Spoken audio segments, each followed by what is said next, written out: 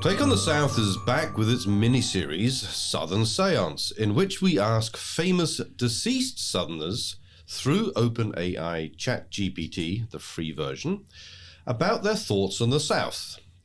But to test just how reliable AI and ChatGPT is, we need human expertise. And so for every famous deceased Southerner we interview on Southern Seance, we have a real-life human expert who would judge AI's efforts. So it's a matter of AI stay in your lane or hang on, AI is doing something useful or interesting, or both. We've done Elvis. Today we turn our attention to Lyndon B. Johnson, our former president. Our living expert to critique and evaluate AI's handling of LBJ as Southerner is Professor Ken Germany of our own USC History Department. Ken Germany knows a great deal about LBJ and Southern politics. Before coming to USC, for example, he was at the University of Virginia's Miller Center for Public Affairs, where he led the LBJ project and did a variety of other things, including serving as a host for The Record, a nationally distributed PBS interview program on politics and history. Ken, welcome to Take on the South. Thank you, Mark. It's great to be here. Okay, so how about we just do it like we did with Elvis, right? Okay. I'll read the script. Which is what you do. You just do it like you did with Elvis. I just do it like, because they're so similar. I'll read the prompt, and then I'll read my bit, and you can be LBJ. Okay. All right, and then you can just tell us what's good and what's awful about this, if anything. So the script that I had is very much, we kept it like we did for Elvis, and I asked ChatGPT to script an interview with Mark Smith, host of Take on the South, and President Lyndon B. Johnson, detailing how and why Johnson understood himself as Southern, how his upbringing in the South influenced his politics, music, food, tastes, religion, and examining how he thought of his music as Southern, which of course was a little bit of a misdirection because I emphasized music too much, but that might have led to something interesting. So the title is Southern Roots, A Conversation with President Lyndon B. Johnson, and that was provided to us by ChatGPT. So it introduces, I'm the host, welcome to Take on the South, the podcast that delves deep into the heart of the South. I'm your host, Mark Smith, and today we have a very special guest, former President Lyndon B. Johnson. We'll be discussing how and why President Johnson understood himself as a Southerner, how his upbringing in the South influenced his politics, music, food tastes, and religion, and we'll also explore how he thought of his music as distinctly Southern. So we transition, and I introduce the President. President Johnson, thank you for joining us today. Let's start with your deep connection to the South.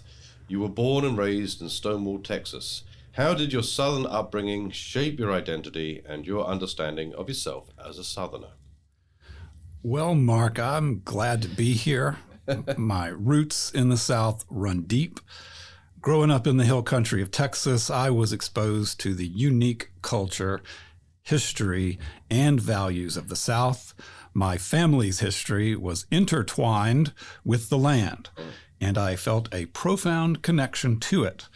The South instilled in me a sense of pride, resilience, and a strong work ethic. Many people know you for your leadership in civil rights, but how did your Southern heritage influence your political decisions and policies? My Southern background gave me a unique perspective. I witnessed the injustices and inequalities of segregation and racial discrimination firsthand. I knew that change was necessary, not just for the nation as a whole, but for the South as well. My experiences growing up in the South and understanding its complexities informed my commitment to advancing civil rights. President Johnson, the South is known for its rich culture. How did your Southern upbringing influence your taste in music, food, and your religious beliefs? Music was an essential part of Southern life. I grew up listening to gospel, country, and blues. These genres reflected the struggles and joys of Southern people. They shaped my musical tastes, and you could often find me playing some tunes on my harmonica. As for food, I loved Southern comfort food. Barbecue, fried chicken, cornbread, and sweet tea were staples in our household. They represented the warmth and hospitality of the South. Religion also played a significant role in my life. The Southern Baptist faith was deeply ingrained in our community. It provided a moral compass that guided me throughout my life. You mentioned your love for music, and you were known for playing the harmonica. How did you view music as a distinctly Southern expression? Music in the South is a form of storytelling. It's a way to convey emotions, experiences, and the essence of the region, whether it's the blues lamenting hard times or gospel songs celebrating faith. Music is an integral part of the Southern identity. When I played the harmonica, I aimed to capture the spirit of the South and share its stories with others. It was a way to connect with people on a deeper level. President Johnson, your insights into Southern roots and how they influenced your life and political career have been truly enlightening. Thank you for joining us today on Take on the South. Thank you, Mark. It's been a pleasure to discuss my Southern heritage and the impact it had on my life and my vision for a more just and equitable South. All right, I'm not going to read the closing that it gave us as basically puffing us up to listen again. I'd rather get into the nuts and bolts of what ChatGPT spat out, and I'll be up front. I did emphasize the music stuff because the first version I got back didn't really talk about it, so I emphasized it twice, Okay. which probably skewed this a bit. But anyway, Ken, you're the expert. How would you grade this, right? I would say that ChatGPT is the worst speechwriter in history. And you know, we're talking about LBJ, who for 3 decades of his life spoke the words other people wrote for him. Mm-hmm. He was in a process, right? So, you know, that's normal, right? So, you know, he was a professional politician. I would like to have seen AI walk into LBJ's office to interview for being his speechwriter and produce this and see how fast it would take him to show him to the door. So it's got none of the cadence, none of the voice of the president. No, the LBJ library has an animatronic LBJ. Okay. And you can go and hear him. And I would presume that that is far closer to the actual LBJ than AI could get with what we've got here. Gotcha. There's almost no LBJ in here. So there's no kind of emotional texture, no feel, no cadence with, you know, the words, right? Yeah, and LBJ's not going to, unless he was talking to a Southerner, he's not going to call himself a Southerner. That's number one. That's very interesting. Yeah. That's right. Yeah, of course. Right. Okay. In terms of the content, though, Ken, is it just like the Elvis example? It gets bland things right. Does it get anything wrong? It gets some bland things right, and I do want to get to the wrong thing, which is really funny. Johnson, in the production of his memoirs, had a team of people that wrote his memoirs. And so he would read drafts of it. And the story that the person that became the director of the LBJ library would tell, and the people would tell, is that they would bring a draft to LBJ and it would have his personality in the draft. Okay. And he would hate it. And he would say, he would scratch it out and said, I don't want that in there. He wanted a more statesmanlike. And so in some ways, LBJ was his own AI. Oh. And he liked to bland himself down. He didn't like that, Texas Hill Country texture to come out. And if you listen to his speeches and then compare them to his secret recordings from the White House, there really are 2 different LBJs. So this is really interesting. Now, are we actually willing to say that that's a clever aspect of AI, that AI understood this and then repeated it? It may have, yes. It's a very bland, inarticulate, not inarticulate. I don't know that Johnson used lists.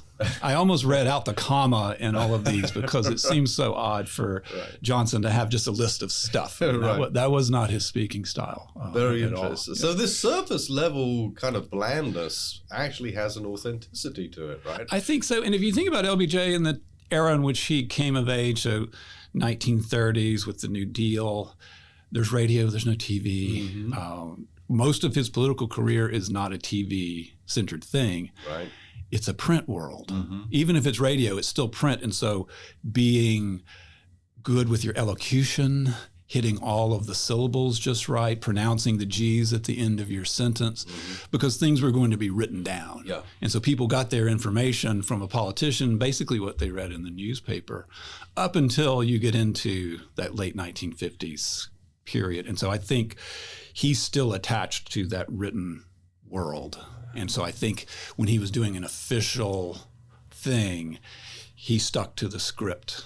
Right. And there were a few times where he does go off the script, or at least is reportedly to go off the script. One was in New Orleans during the 64 campaign, and used the word Negro, Negro, Negro to talk about how Southern politicians would use the race card. White Southern politicians would use the race card. Yeah. And so he let his personality come out in that. And so that's written about a lot. But mostly he tries to contain all of that spinning Johnson. So highly edited Johnson. He'd probably not have sat down for this interview, is what you're saying. He probably might have. I don't know. It's hard to know. Yeah. But he would want it very controlled. Right? He would have taken charge of this interview and may not have given you a chance to talk. Okay. It's probably a better interview then. All right. So AI is it peppers the answers with a few facts that lend it a sort of authenticity. Like, I know what I'm talking about. Yeah. What are the facts that are right? So Stonewall, Texas is basically in the era. The Baptist community, so Baptist faith was ingrained in our community. His mother was Baptist, her family was Baptist. Johnson himself was in the Christian church, or the Disciples of Christ. Okay. Johnson loved going to church. In 64, after, when he's president, he goes to church almost every Sunday. He doesn't like to miss church. He loves going to small churches. When he went back to Texas, he loved to go to this little stone church nearby where it was. So I think he connected himself to a much larger thing. So I think in general that faith and community that comes out of faith is important to Johnson. Southern comfort food, barbecue for sure. So, one of the first things he does as president in 63 is bring the Chancellor of West Germany down to the ranch and has a big, huge beef rib barbecue there for the Chancellor, and, structures everything around barbecue. So he definitely, Texas loves barbecue. Okay. And beef barbecue, right? Interesting. That's the key thing there. Fried chicken, cornbread, sweet tea. Yeah, I guess so. There's a great conversation with the woman that ran the food part of Johnson's life, and she talks about how much he loved beans. Like green beans. Like he had this green bean thing, and she didn't know why. He just loved beans, right? But that doesn't appear here. It doesn't appear here. He loved peanut brittle. There's a particular peanut brittle that he liked. He was on the leading edge of diet sodas. Was he really? So like Fresca, if you know that. Grapefruit kind of flavory, was it no sugar? They had it back then. I had no idea. I thought it was new. He was supposed to go on a series of diets. So he had a heart attack in his 40s. Right. And so he adjusted his smoking. He adjusted his alcohol intake. He started going for walks and things. But he gains a lot of weight and then he loses a lot of weight. And so his diet is definitely a part of his consciousness. Interesting. But the music part here really did throw me. The harmonica, right? I mean, we probably should just dedicate the whole show to let's talk how about AI, that. I don't know where they get this harmonica thing from. So I've been listening to LBJ in a very particular, exhaustive way for 25 years. Right. And there are probably people alive that didn't know Johnson that have listened to him more than me, but they're not many, right? We're a very small group. And I've never heard him or anyone talk about him playing a musical instrument. I did. So you sent me this yesterday. And so I said, okay, I'm going to look at the oral histories from the LBJ library. His friend that succeeded him in his congressional seat, Jake Pickle, played the harmonica. And so there's some oral histories about Jake Pickle playing the harmonica, but Johnson playing the harmonica. Now, if you said what sort of instrument, Johnson played people, right? So he could play people like a fiddle, but I don't think Johnson could play the fiddle. So for the YouTube, I brought a picture from my office, and this is Johnson singing with his dog. And this was a dog his daughter found at a gas station in Texas. And Johnson basically adopted it. And there are these great pictures of him swimming with this dog, and the dog is sitting in his lap in the pool at the LBJ ranch. And he taught this dog to howl with him or to sing with him. So he's in this picture here. So if you're not looking at the YouTube one, this is in the Oval Office, and the U.S. ambassador to Great Britain is having a drink next to Johnson. And Johnson's holding this little white dog in his lap, and they both have their heads cocked back howling. And so this is one of the classic images of Johnson. This is quite well known, right? This is well known. Okay. And so this is Johnson singing, right? And this right. would be, he probably sang hymns in church, but I don't know where the harmonica comes from. My guess would be that the machines saw Johnson and Southern music and maybe put Robert Johnson, the crossroads, the sell your soul to the devil to become a great musician kind of thing. And so maybe just blending in that blues tradition and using the harmonica. Okay, I think I don't know where it's getting it from, obviously. I think it's a very generous interpretation for AI, what you just said, because I think what it's doing is marrying Lyndon Johnson and things Southern. So, for example, the food, I think it lucks out on barbecue. I just think it's like, okay, I'm going to list stuff that's Southern food. Fried chicken, cornbread, sweet tea. Well, of course, they're Southern food. And I'll add in barbecue, but I don't think it knows the association. The harmonica thing, I think, is the same thing. I think it's Southern music, harmonica. It could have been a fiddle, but it should have picked up on this, right? It should have picked up on his voice, music, singing in church, and it didn't. There's so much it didn't pick up. Okay, and that's really shocking. Yeah. So it gets wrong. I think it gets wrong. I'm a historian, so I'm quite willing to say I got that wrong. Right? I've done that my whole career. It's like, I messed up on that one. Sorry about that. But we try not to, right? We try to get things as best that we can. Yeah. But I think it gets the harmonica part so wrong that it's really laughable.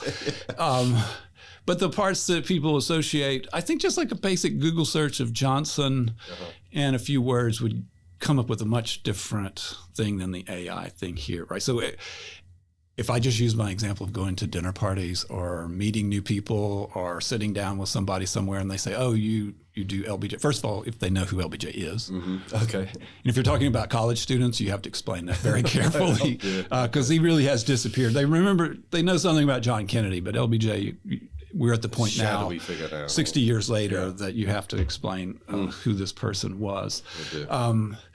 He was these stories about his body functions, right? That's what you're going to get. That's right. Him inviting people into the bathroom while he's going number 2 and, trying to test out their manhood by seeing whether they would just talk to him like it was no big deal. Right. He liked to talk about bull parts and cutting things off of animals. And he liked to talk about cutting things off of men and people holding those things in their desk drawers, right? So he uses these, sexual masculinity kinds of things. So that was so his sense of humor, his way of talking, basically is a middle school boy who was born and raised in a barnyard, right? Okay. Which means he's really funny. Yeah. He's still, for the context of it, he was incredibly funny at the time, and he says some really funny stuff, and that's definitely not something AI picks up. Right. LBJ here is not funny at all. He's very much a robot. So it lighted on LBJ and civil rights for obvious reasons, and I get that. But it missed out a bunch of other stuff, right?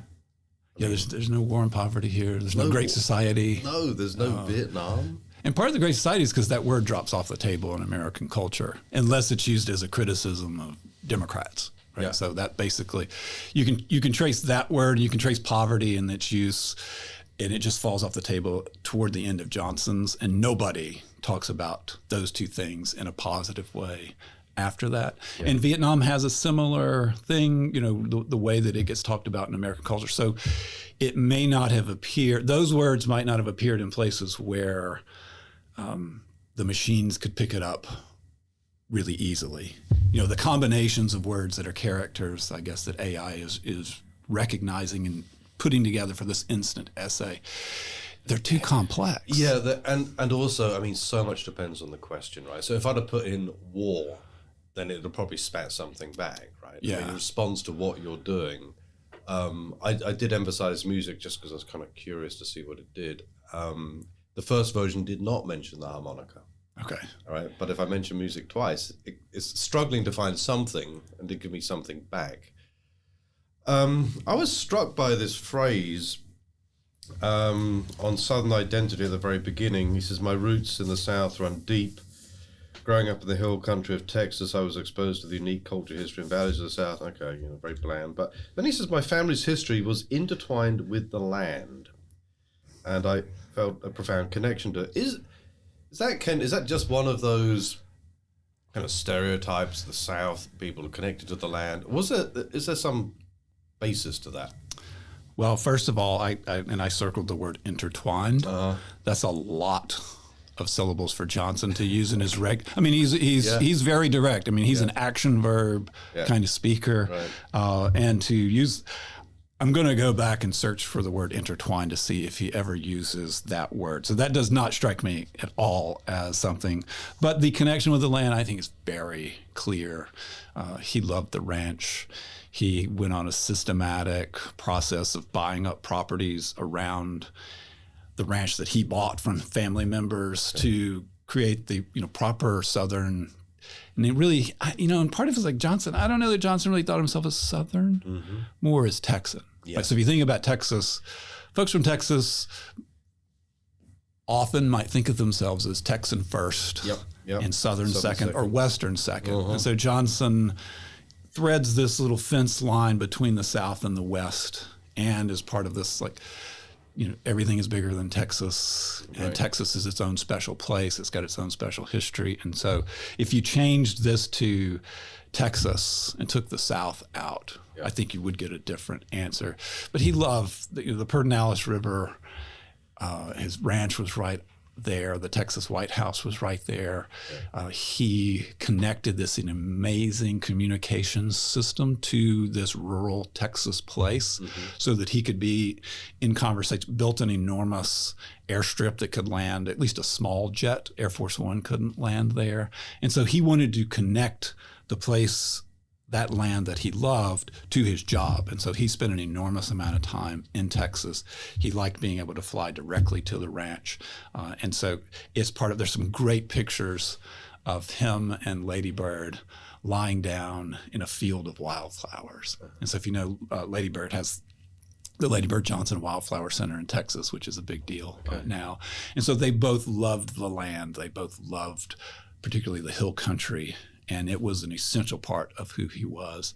And there were these lakes and rivers around there, and he had these big fast boats, and he liked to go out on the lake. He liked to have a good time. So Texas, and particularly Texas Hill Country, is central to him, and his family's story is central to him as well. There's not much tension here about his growing up, but his parents, were clearly people that shaped him, and you can see parts of their personality coming out in his later personality. Yeah, I was going to ask you about that, because fundamentally this is a very flat, kind of non-temporal portrayal of a person. There's no sense of change over time. There's no sense of staging in life. I'm just LBJ, and this is how I've always been, right? It's one of the limitations of this technology. It's not going to give you that sense of historic growth, yeah? Yeah, and I'm trying to think of like historic growth and what you would include. I'm trying to think of if I were AI and somebody like dropped in and said, "Kent, answer this question. Write me a script about his upbringing in the South and politics and food." I think what I would start with is the humiliations that he experienced in life as part of growing up. And I think the civil rights stuff that comes through here is an essential part of Johnson. Now, this is where you probably get a lot of disagreement about people who knew Johnson or people that study. I think Johnson's incredibly empathetic. He's incredibly self-centered, and he's a big baby, right? I mean, that's my psychological analysis of Johnson. He's just a big baby. Sure. And you have to recognize that. People had to recognize that in dealing with him. But it's him seeing people suffering.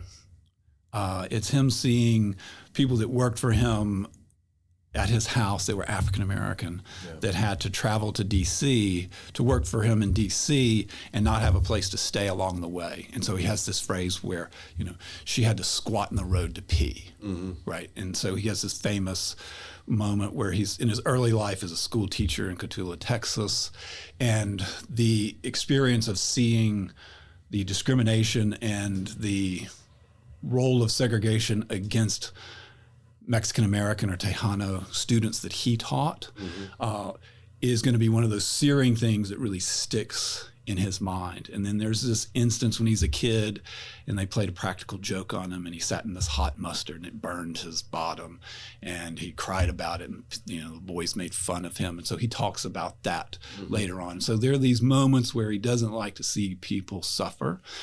And for Lyndon Johnson, his own personal concerns become national policy. And so that's where I think AI does pick up some bits and pieces in here. And I think mostly the positive stuff that's written about Johnson is linked to civil rights. It is linked to that humanity part of him. And the part we don't get is the baby killer Johnson. Hey, LBJ, how many kids have you killed today? And so we don't get that part. We don't get the really difficult, all the parts of being president are really difficult. Trying to be a Cold War president in the 1960s and figuring out what to do, that is not at all here. But obviously, the question didn't ask about the Cold War. If you ask about the Cold War, you probably would get more of that hostility toward Johnson. You're right, and the question is sort of deliberately anodyne, right? It's like, well, you give me your interpretation. It's kind of opening it up. Conceivably, AI could have selected Vietnam as opposed to the civil rights, or in addition to the civil rights, right? It could have done that.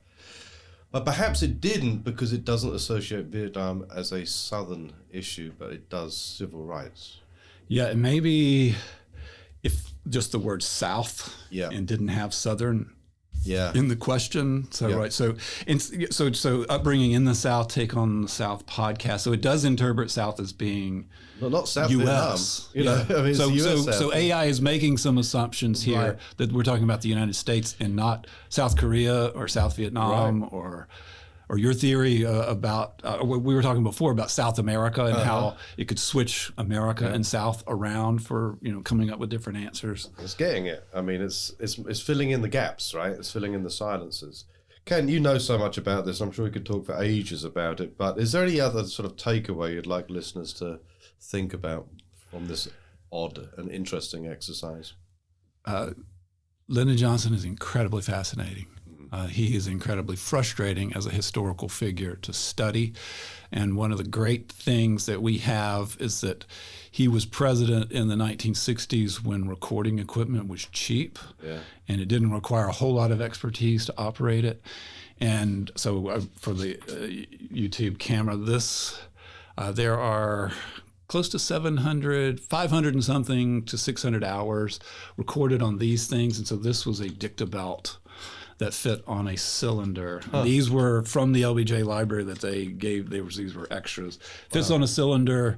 They're 15 minutes long, and Johnson recorded his telephone conversations on these. And so what I think would be interesting is if you had AI take the Johnson recordings, and I suspect AI will improve and improve and improve, and when, whatever tentacles spread out there, I suspect we'll get a much different version of Johnson. But one thing that so far AI is not going to be able to do is actually be Lyndon Johnson. Right. And we have, so what I've done for 25 years is listen to dead people.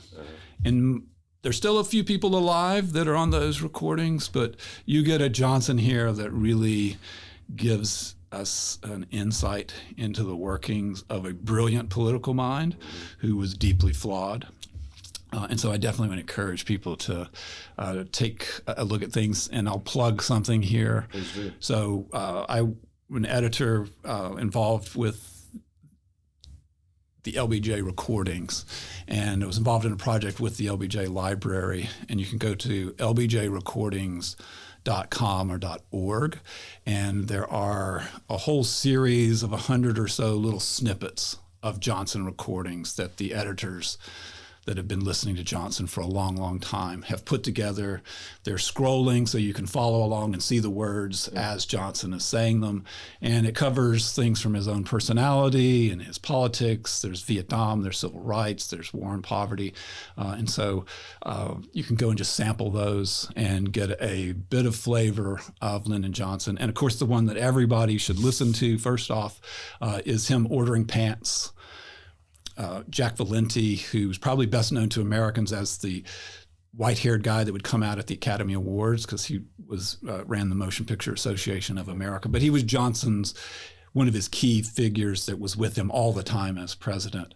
And I was able to be at an event where he was, and he said that conversation about pants is as close as it gets to Lyndon, right? That's to him, it's like, that's Lyndon unvarnished, and that's the Lyndon that I knew. And so if you do listen to it, you might want to put in headphones.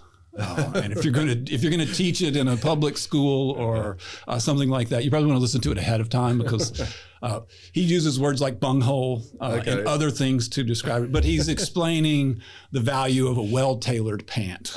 And to do that, he calls the person that runs the Hager Pants Company to do it. And so they have this extended conversation about how Johnson liked his pants to fit. And it is a great conversation because it shows you how much he needed to be in control of information. And you can see him almost writing a memo about his pants as they go through this conversation. And at the end of it, he sums it up basically like he had done for the past 30 years to somebody that he was working with to make sure they got the instructions right. And so it is a funny conversation. You do have a Texas guy using his barnyard language to explain how he liked things to another man. And so I would encourage that. The thing I'll end with is Bill Moyers, who's probably best known to most Americans as that guy on PBS or that guy on ABC. He was a young Baptist minister, journalist that worked for Johnson. He flies into the ranch on the day of the assassination. Right? So, I mean, this is a guy that's intimately involved in the Johnson administration from the beginning and knew Johnson politically and in those years maybe as well as anyone. And he said that Lyndon Johnson was the 13 most interesting people he'd ever met. Right? And so a part of it is like which Johnson you're talking about. So we now have the AI Johnson. That is a snapshot from October 2023. That is just a snapshot and probably will disappear, but maybe this is number 14. Sure. Very interesting. Kent Germany, thank you for being on Take on the South. And more importantly, thank you for reminding us that professors are much more interesting than AI. Maybe. Maybe. Let's ask our students that question. Wait, don't ask our students that question. Thanks so much. It was great. Really enjoyed it.